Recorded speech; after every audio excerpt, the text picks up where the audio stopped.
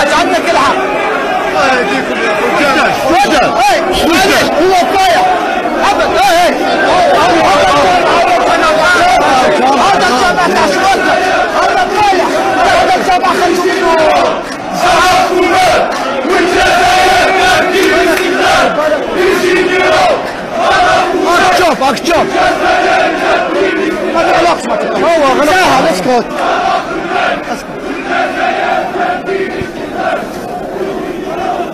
والله ولياس وش كان؟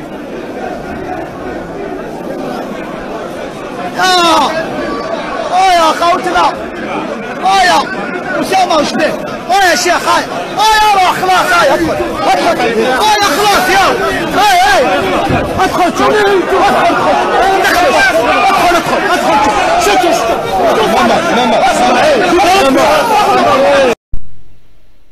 Salam alaikum à tout le monde. Il n'y aura pas d'autre mot pour dire bonjour, c'est le meilleur qui a. Paix à vous et à toutes et à tous.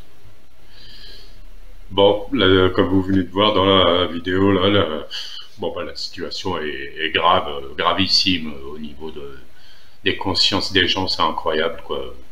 Donc, il faut refuser la division par tous les moyens possibles. On dit que si...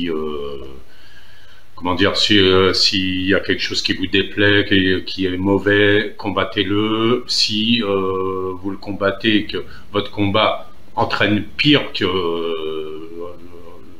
fait devenir la situation encore pire, eh bien combattez-le d'une manière à ce que ça soit pas pire. En fait, le khair et jib le khair, et n'essayez pas non plus d'en rajouter, quoi. Mais bon, si vraiment, enfin, Rabbi Yahdena Kul. Parce que je veux pas dire qu'il faut aller à la bagarre, mais bon, à un moment, bref, je vais pas inciter à ça. Comment on va retrouver l'unité du peuple du 22 février qu'il y avait, et comment on peut arrêter la fitna? Franchement, c'est une question difficile.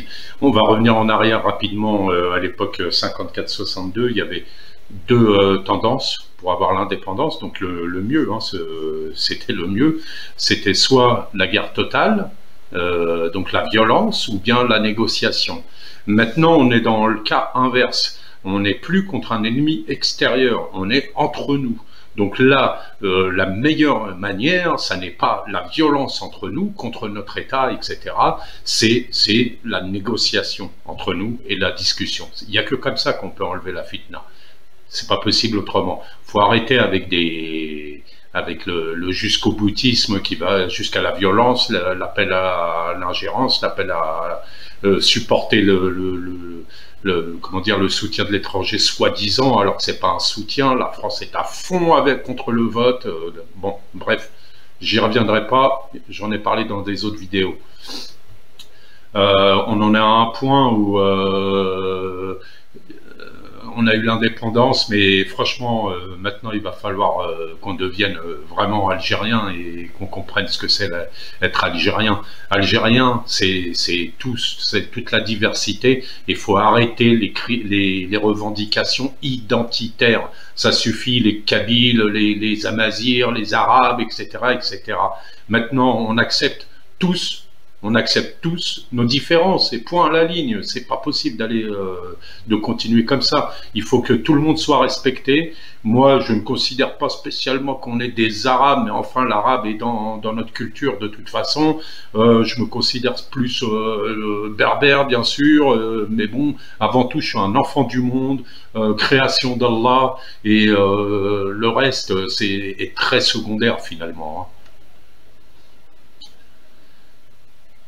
On va revenir là-dessus, devenir algérien. Il y a Solzhenitsyn qui nous disait, oui, il y a pire que le communisme, il y a pire que le fascisme, il y a le colonialisme. Le colonialisme qui pillait l'histoire des peuples, qui abêtissait les populations, les coupait de leurs racines, les amalgamait, les broyait dans une culture considérée comme supérieure à la leur qui était considérée inexistante, sauvage. Les peuples sortent vite du communisme ou du fascisme pour se reconstruire et si mal du colonialisme, pardon, qui les a détruits. C'est vrai qu'en Algérie, on voit bien que le colonialisme a détruit notre culture. Alors, bon, bah, on va pas refaire le colonialisme, mais enfin, direct, ils ont tué tous les ulamas, à Tlemcen, etc. Il y a tous les grands intellectuels, ils les ont détruits. Ils ont détruit notre culture. Ils ont voulu imposer la leur. Très peu d'élèves étaient allés à l'école jusqu'à 62, vraiment on a fabriqué des analphabètes et avec ça on a redémarré en 62 et franchement on a beaucoup de mal à s'en remettre. Vous pouvez comparer les deux pays niveau culture. Nous on se pose toujours la question qui on est des Arabes, on est des Amazirs, on est ceci, on est cela. Notre identité on a du mal à la trouver maintenant. Mais bon, ça reviendra. Mais prenez le Maroc et la Tunisie à côté, c'est deux pays qui ont été qui n'ont pas été colonisés totalement comme nous et qui étaient des protectorats, donc qui gardaient quand même leur structure culturelle en place et vous voyez bien qu'ils ont beaucoup moins de problèmes que nous avec ça. Et même l'arabe qui était interdit d'enseignement pendant le colonialisme, même l'arabe, vous voyez bien que les Tunisiens ou les Marocains le parlent, l'arabe littéraire, hein, et je m'en fous de l'arabe littéraire, moi c'est une langue sacrée du Coran pour moi, point. Mais je m'en fous qu'on le parle, d'ailleurs je ne le comprends pas encore. Alors il faudrait que je l'apprenne, je suis analphabète en arabe. Le derja c'est ma langue, voilà. L'arabe littéraire, c'est pas ma langue vraiment. Mais même nous, on a du mal à le parler vraiment, l'arabe. Vous voyez la grande différence qu'il y a? On a plus de culture. Il faut tout refaire.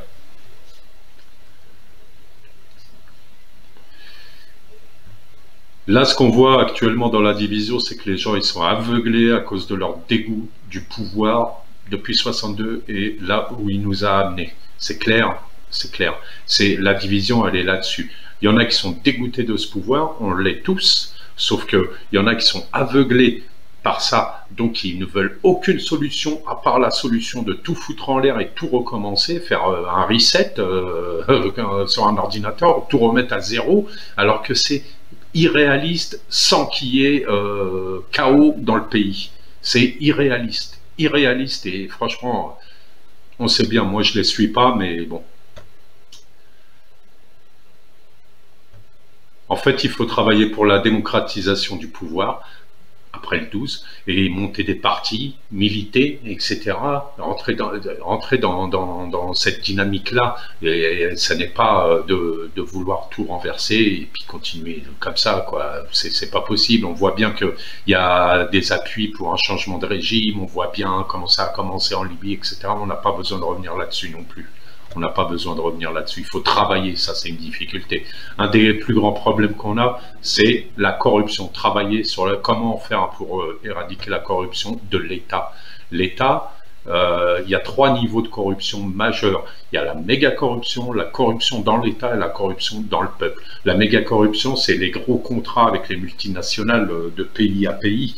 Les Aïsaba, ils sont tous en prison à cause de ça. Ça, c'est le plus grand truc à faire, quoi. Ça, c'est pas nous qui pouvons le faire, c'est l'État lui-même, c'est les dirigeants. Inch'Allah, Rabbi Adéhom, mais vraiment, il faudra les surveiller là-dessus.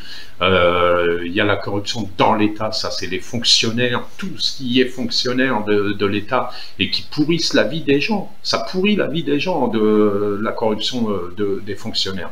Et enfin, la corruption dans le peuple, j'en ai déjà parlé aussi dans une autre vidéo, c'est à nous de la refuser. N'acceptez jamais de verser un pot de vin à quelqu'un pour n'importe quoi. Ne soyez pas intimidés, c'est pas possible, sinon ça ne marchera pas. Donc la corruption, il y a la meilleure façon de la combattre, ça sera de mettre en place, des organes de contrôle, hein, mais vraiment très forts, et plusieurs, et puis que l'État soit dans la loi ou dans la Constitution que la corruption est un crime majeur en Algérie. et que ce soit puni, c'est pas l'armée directement qui pourrit la vie des gens au quotidien. Ce qui pourrit la vie des gens au quotidien, c'est les fonctionnaires et tout ce qui et le peuple lui-même. C'est toute cette corruption-là à tous les niveaux, mais ça pourrit la vie des gens. Et ceux-là, faut les punir, Et il faut punir aussi le peuple, celui qui est corrupteur et celui qui est corrompu. Il faut des nouvelles lois, il faut des nouveaux organes de contrôle, et il faut frapper fort là-dessus. Salam alaikum les gens, c'est Diaspora algérienne et sahraoui. Aujourd'hui est un grand jour, nous sommes le 7 décembre 2019.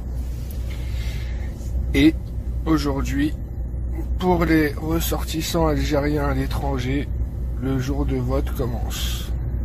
Donc, je vais aller voter. Comme vous voyez, j'ai préparé ma carte consulaire, ma carte d'identité algérienne et ma carte d'électeur algérienne. Voilà. Tous aux urnes, rendez-vous tous aux urnes. Un rendez-vous à ne pas manquer, à ne pas rater. De retour pour la seconde partie de la vidéo. Alors ce matin, il y a des petits harkos qui viennent perturber les élections. Donc ce matin, il y a la police devant le consulat et il y a des manifestants. Mais je peux vous dire que personne ne m'empêchera d'aller voter. Je vais voter, je vais mettre ma voix dans l'urne.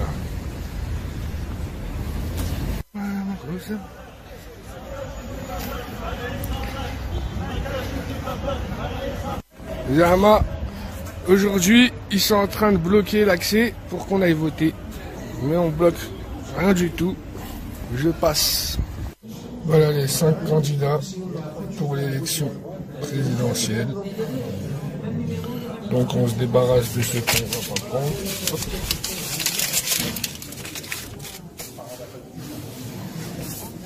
Et on garde le meilleur. Inch'Allah.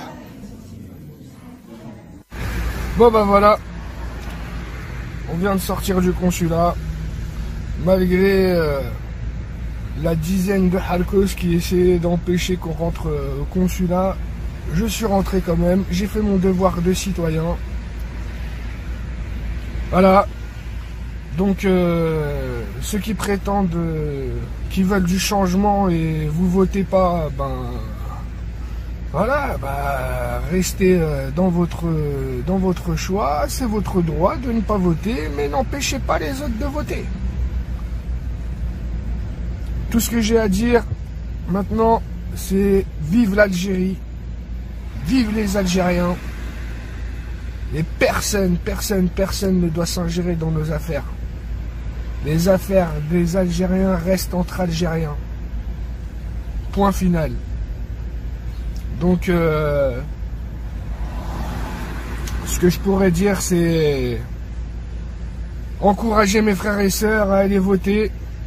N'ayez pas peur. C'est votre droit, c'est votre devoir de citoyen. Allez voter, allez voter, allez voter. Et vive l'Algérie, et vive l'Algérie, et vive l'Algérie.